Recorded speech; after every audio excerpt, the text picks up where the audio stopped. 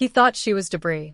He thought she was nothing more than the starched white apron and the light blue fabric that clung to her frame, a piece of furniture that breathed and poured wine.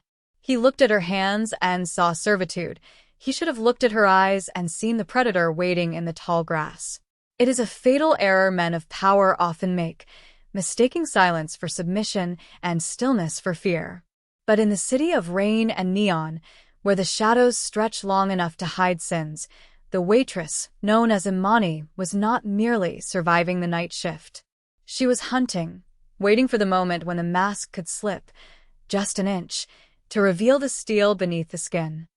The rain lashed against the floor-to-ceiling windows of the Gilded Cage, the city's most pretentious and exclusive dining establishment, turning the streetlights outside into smeared streaks of amber and blood red.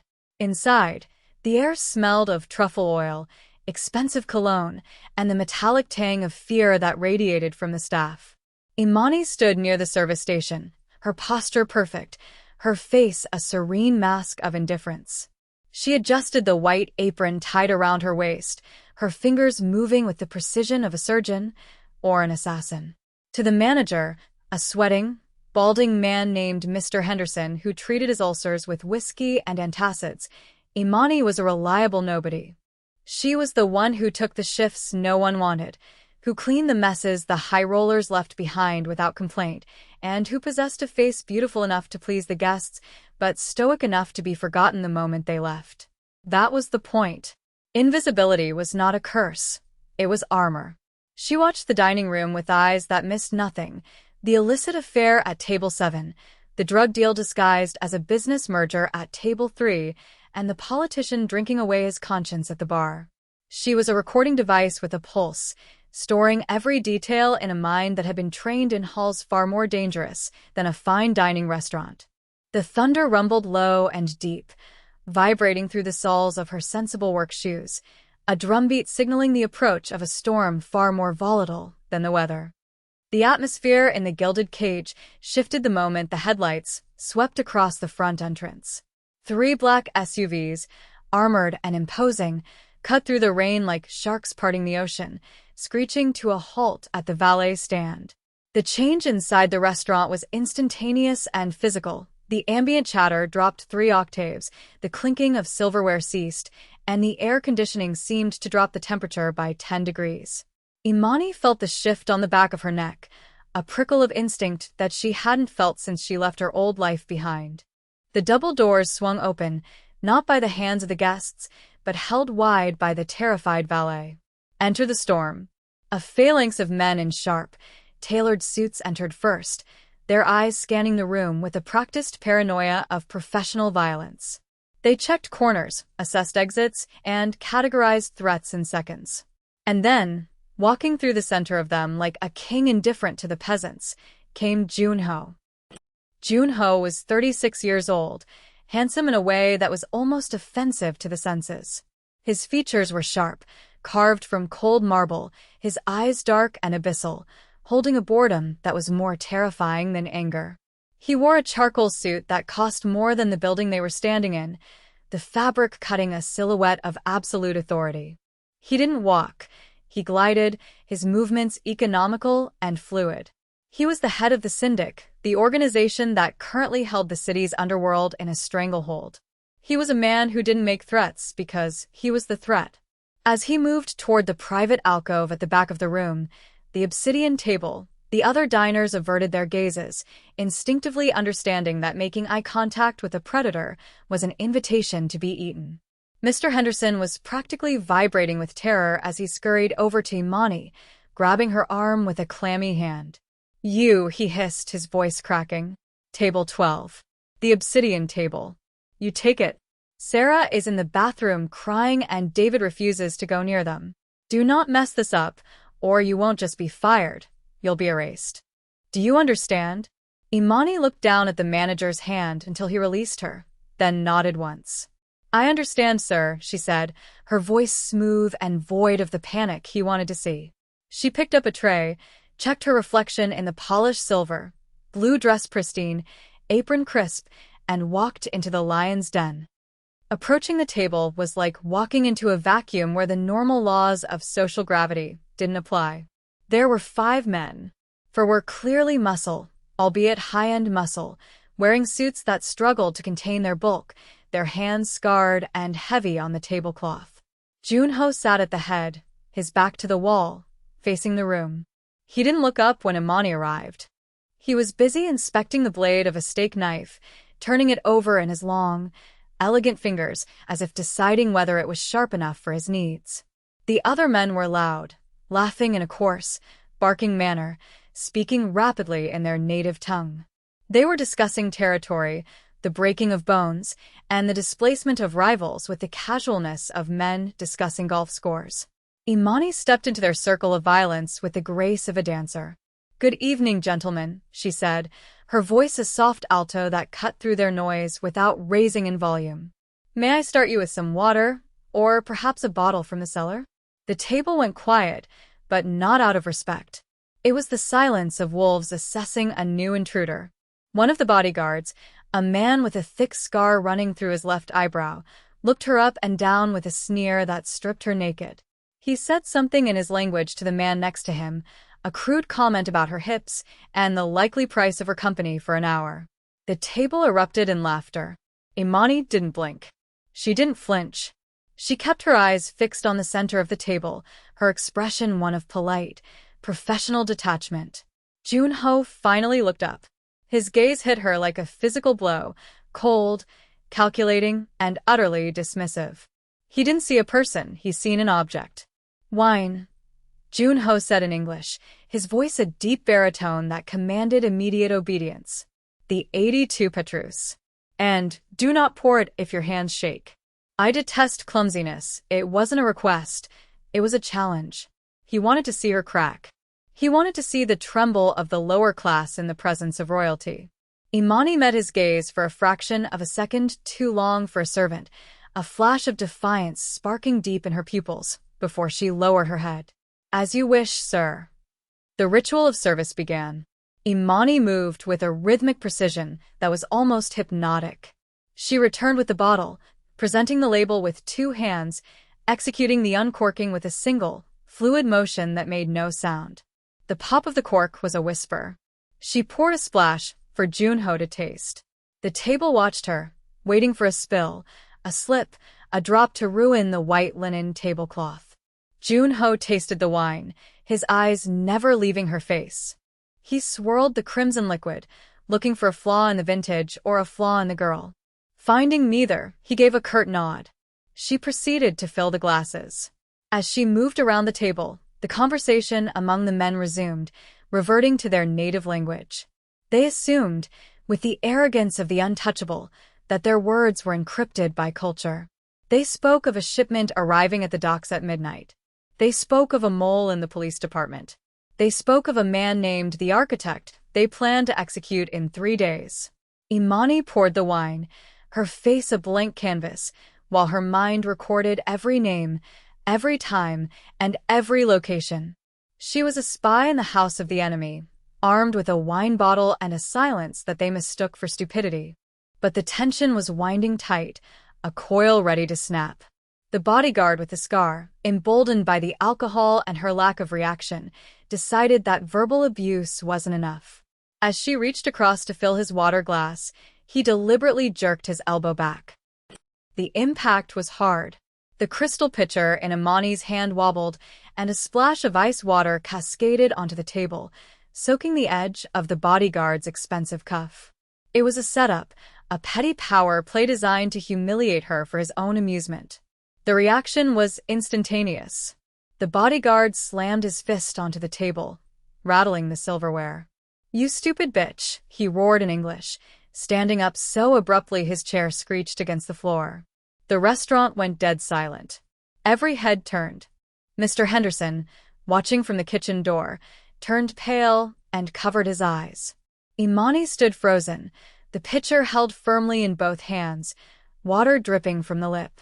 She didn't apologize immediately. She just looked at the wet spot, then at the man's grinning, malicious face. He wanted her to beg. He wanted her to wipe his sleeve. Junho didn't stand. He didn't even look at his bodyguard. He slowly placed his wine glass down and looked at Imani. The boredom was gone, replaced by a look of profound irritation, not at his man, but at the inconvenience of her existence. He leaned forward, resting his chin on his clasped hands. The silence stretched, heavy and suffocating. When he spoke, he didn't speak in English. He switched to his native tongue, a linguistic barrier he used to separate the gods from the insects. He spoke softly, with a venomous calm that was far scarier than the bodyguard's shouting. He looked right into Imani's eyes and said, in his language, "Look at it. A beautiful, empty vessel. Standing there like a cow in the rain. She has no idea she is dirt. She thinks she is people. It is tragic, really, that we have to breathe the same air as these creatures who are only good for serving and bending over." He paused, a cruel smirk touching the corners of his lips, waiting for the blank stare of confusion, waiting for her to ask, "Excuse me," in her clumsy American tongue. He turned to his men, inviting them to share in the joke, the punchline being her ignorance. "Tell the manager to fire it," Junho continued in his language, waving his hand dismissively at her as if shooing away a fly. "And get me someone who knows not to drip water on my time," the men chuckled, a low, rumbling sound of shared superiority. They turned back to their drinks, the entertainment over, the waitress dismissed, the object discarded. But Imani did not move. She did not retreat. She did not look for the manager. She set the water pitcher down on the service tray with a clink that sounded like a hammer striking an anvil. The sound was sharp, deliberate, and final. It cut through their laughter. Imani stood up to her full height. She wasn't slouching anymore. The submissive curvature of her spine vanished, replaced by the rigid, military-grade posture of a soldier on parade.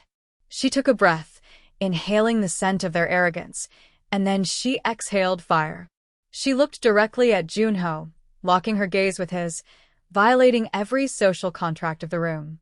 Her eyes were no longer the soft, brown pools of a waitress. They were hard, cold flint. And then she spoke. She didn't speak in English. She spoke in his language. Not the rough, street-slang dialect of the bodyguards, but the high, formal, aristocratic register of the old capital, the dialect of scholars, poets, and emperors. Her pronunciation was flawless, the cadence perfect, the tone dripping with an icy, regal sarcasm that made the air in the room freeze solid.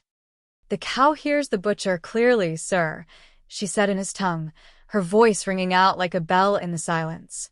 "And she notices that for all his expensive suits, the butcher still lacks the manners of a gentleman. If you wish to discuss my worth, do it to my face, not behind the veil of a language you think you own." The effect was catastrophic. The bodyguard with the scar dropped his fork. It hit the plate with a deafening clatter. The laughter died in their throats, choked off by sheer, unadulterated shock. It was as if the table had suddenly grown fangs. But it was Junho's reaction that was the masterpiece. The Mafia boss, the man who feared nothing, the man who looked at the world with bored detachment, froze. His eyes went wide, the pupils blowing out, his mouth parting slightly in a rare, unguarded expression of total disbelief. He looked at her as if she had just pulled a sword from the stone. The power dynamic in the room didn't just shift, it flipped upside down. The servant was gone. The equal had arrived. And she was angry. The silence that followed her declaration was not merely the absence of noise. It was a vacuum, a void that sucked the oxygen out of the room and left everyone gasping. The restaurant, the Gilded Cage, had seen business deals collapse and marriages end, but it had never seen a king stripped naked by a pawn. Junho sat frozen, his hand halfway to his glass, the expensive Swiss watch on his wrist ticking loudly in the sudden quiet. The language she had used was not just fluent, it was archaic, poetic, and steeped in a history that suggested she hadn't just learned it from a textbook, she had lived it, or she had been forged by it. For 10 heartbeats, nobody moved. The rain outside seemed to hammer harder against the glass, a chaotic applause for the coup that had just taken place. Imani did not lower her eyes. She held his gaze with a terrifying stability, her chin lifted, the tray under her arm now looking less like a tool of service and more like a shield. She watched the gears turn behind Junho's dark eyes, watching him recalibrate his entire understanding of reality. He was looking for the wires, the earpiece, the trick. He found none. He only found a woman who was tired of being invisible. Junho slowly placed his hands flat on the table, pushing his chair back inches with a scrape that sounded like a gunshot. The amusement was gone. The boredom was incinerated. In its place was a sharp, predatory focus. He looked at her not as a woman, but as a rival nation.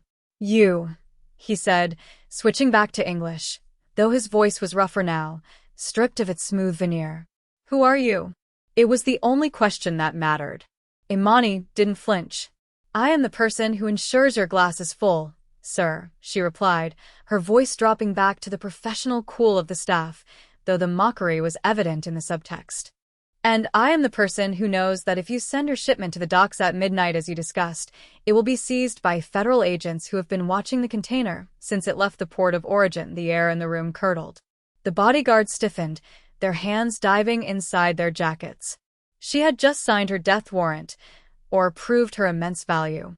She continued, relentless. "And the architect you plan to execute? He isn't the mole. The mole is the man sitting 2 seats to your left, sweating through his silk shirt." The accusation hung in the air like smoke. The man she indicated, the one with the nervous tick and the flashy gold ring, jumped to his feet, knocking his chair over. "She lies," he screamed, his eyes darting around the room, guilt written in the sweat on his upper lip. But Junho didn't look at his man. He kept his eyes on Imani. He was fascinated. It was a sensation he hadn't felt in years, genuine, unadulterated surprise. He saw the intelligence behind her eyes, the tactical awareness, the way she had dissected his operation while pouring a vintage red. This was not a waitress. This was a spy, a ghost, a weapon wrapped in a blue dress. "Sit down." Junho commanded the panicked underling without looking at him. "And you," he said to Imani, standing up slowly, unfolding his height until he towered over the table. "You possess a dangerous tongue. Do you know what men like me do to women who know too much?" He took a step toward her, crossing the invisible line between patron and server. It was a test of fear. He wanted to see if the facade would crack under physical proximity. Imani didn't retreat. She shifted her weight imperceptibly, grounding herself.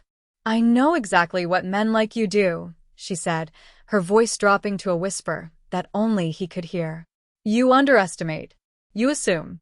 And eventually, you die because you were looking at the dress, not the hands." It was a threat delivered with the intimacy of a kiss. The tension was electric, a live wire snapping between them. The restaurant staff was huddled in the kitchen, terrified, but out on the floor, a strange chemistry was brewing. It wasn't just fear, it was recognition.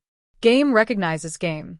Junho tilted his head, studying her face, as if it were a map to a buried treasure. "You are not safe here anymore," he murmured. "You have just made yourself a player in a game you cannot win." Imani smiled, a cold, humorless curvature of lips. "I didn't start playing just now, Junho. I've been winning since you walked in the door." The spell was broken by the brute. The bodyguard with the scar, the one who had spilled the water, could not process the nuance of the standoff. He only understood that a servant had disrespected his master, and that she was still standing. His primitive logic dictated that violence was the only eraser for this kind of shame. With a guttural roar, he lunged across the space between them, his heavy hand aiming for Imani's throat. It was a clumsy, alcohol-fueled attack, telegraphed from a mile away. To a normal waitress, it would have been terrifying. To Imani, it was slow motion. The room gasped as the mountain of a man descended on the woman in the blue dress, expecting to see her crushed. Mr. Henderson screamed from the kitchen doorway. But the scream died in his throat as the laws of physics seemed to bend around table 12. Imani didn't step back. She stepped in. It is the hallmark of elite combat training. Move into the fire, not away from it. As the bodyguard's hand grasped for her windpipe, she pivoted on her left heel, her movement fluid and serpentine. She caught his wrist with her left hand, using his own forward momentum against him, and with her right hand, she grabbed a heavy silver fork from the table. In one blur of motion, she drove the handle of the fork, not the tines, she was precise, not messy, into the nerve cluster just under his armpit. The man yelped, his arm going numb instantly. She didn't stop. She spun him around, locking his arm behind his back in a hammerlock that forced him to bend double. With a sharp kick to the back of his knee, she dropped the 300-pound man to the floor. He hit the hardwood with a thud that rattled the wine glasses. She stood over him, not a hair out of place, her breathing even. She still held the silver fork, twirling it casually in her fingers like a baton. "I believe," she said to the groaning man on the floor, "that you dropped this." She placed the fork gently on the table next to his face. The violence had lasted 3 seconds. The silence that followed was absolute. The other 3 bodyguards had drawn their guns, leveling them at her chest. The patrons of the Gilded Cage were now diving under tables. But Junho raised a hand, a sharp, cutting gesture that froze his men in place. "Lower them," he ordered. His eyes were wide, shining with a dark, intense delight. He looked at his fallen man, then at Imani, and a slow, appreciative smile spread across his face. It was the smile of a man who had just found a diamond in a pile of coal. "Aikido?" Junho asked, ignoring the guns, ignoring the screaming diners. He walked around the table, circling her like a shark. "Or perhaps Krav Maga. The efficiency suggests military. The restraint suggests intelligence." He stopped in front of her, close enough to smell the soap on her skin, a stark contrast to the violence she had just dispensed. "Who trained you? The CIA?" "Me 6. He was trying to categorize her, to put her in a box, he understood. Imani adjusted her apron, smoothing out a wrinkle caused by the scuffle. "Does it matter?" she asked. "The water is cleaned up. The trash is on the floor. Would you like dessert?" Her refusal to be impressed by him was driving him insane in the best possible way. He laughed, a genuine, deep sound that startled his men more than the fight had. "No dessert," he said. "I want to buy you." "I'm not for sale," Imani replied instantly, her eyes hard. "And neither is my silence. But I will give you some free advice." She nodded toward the front window, where the rain was sheeting down. "The couple at table 7. They haven't touched their food in 20 minutes. They've been watching you in the reflection of the glass. And the valet outside? He ran away 5 minutes ago." Junho's smile vanished. He snapped his head toward the window. The street was empty.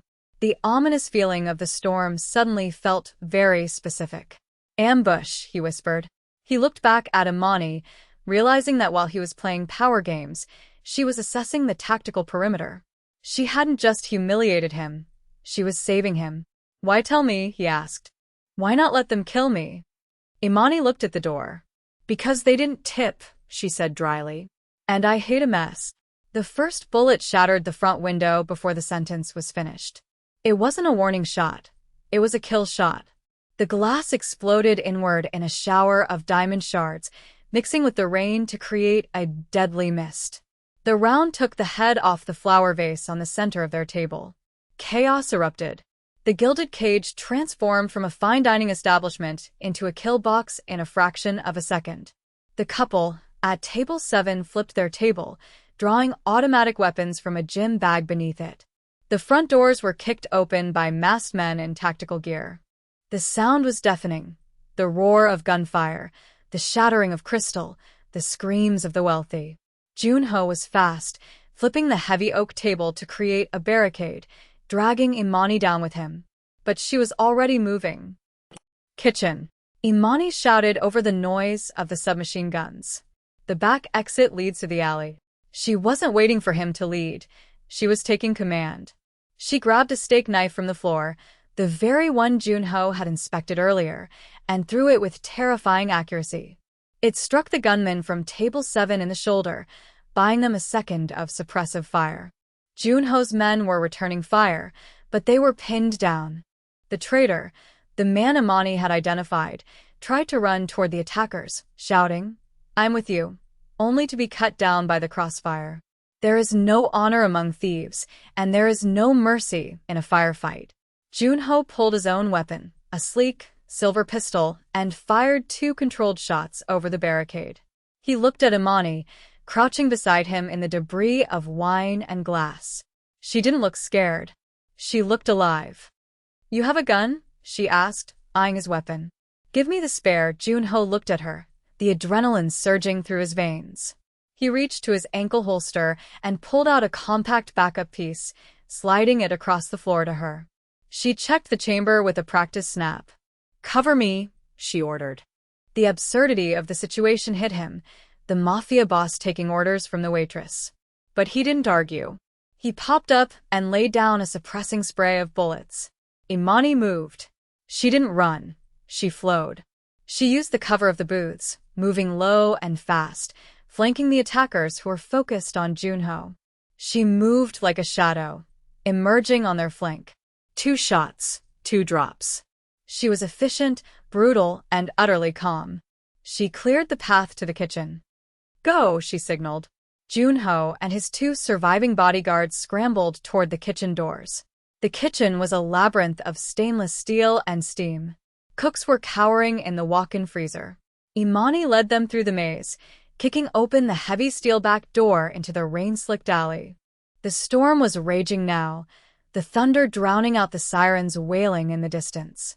They spilled out into the wet darkness, gasping for air. Junho leaned against the brick wall, rain plastering his hair to his face, his suit ruined. He looked at Imani. She stood in the rain, the blue dress soaked, the gun held loosely at her side. She looked like a goddess of war. "You saved my life," Junho said, the rain dripping from his chin. He was breathless, not from exertion, but from the revelation of her.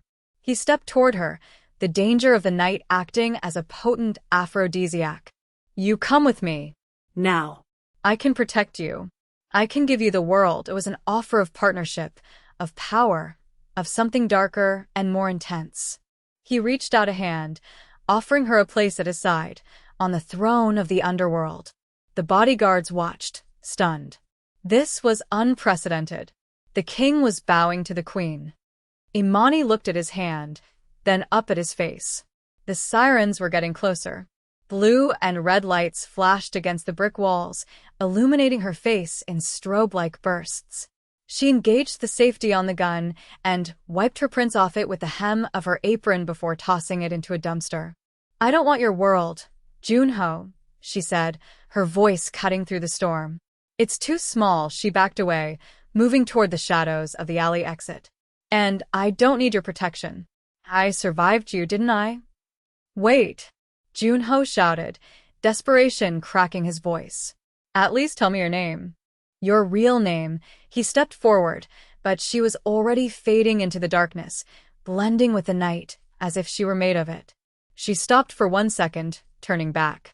The streetlights caught the reflection in her eyes, hard, triumphant, and free. "Imani," she said. "It means faith. Have some," and then she was gone.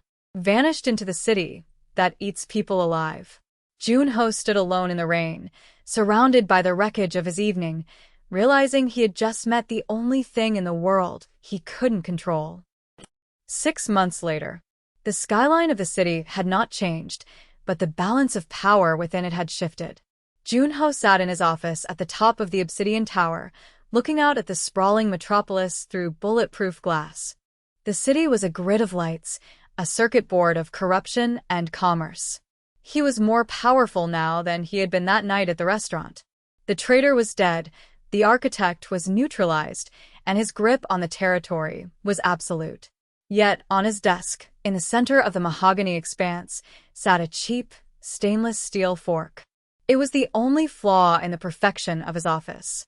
He picked it up, feeling the weight of it, remembering the woman who had wielded it like Excalibur. He had searched. God, how he had searched. He had turned the city upside down. He had tortured informants, bribed government officials, and hacked databases. He found nothing. No record of her employment, no address, no trace. It was as if she had materialized from the rain that night and dissolved back into it. But he knew she was out there. Sometimes, he felt eyes on him when he walked to his car. Sometimes, he saw a flash of blue in a crowd. He knew she was watching. He knew she was the check on his power, the ghost in the machine, the reminder that he was not a god.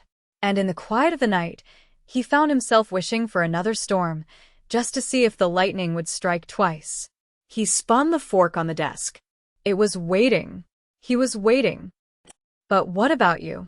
You sit there, watching the screen, safe in your world of comfort. You see the waitress, the cleaner, the driver, the person in the background blurring into the scenery. You ignore them. You dismiss them. You think power is a suit, a title, a bank account. You think you know who holds the cards. But let me ask you this. When the storm comes, and it always comes, who do you want standing next to you? The man who can buy the building, or the woman who knows how to burn it down? Look closer at the people you ignore. That quiet girl pouring your coffee might be the only thing standing between you and the abyss. Or she might be the one pushing you in. So, the next time you feel the urge to be rude to the help, to snap your fingers, to look down on someone serving you, don't.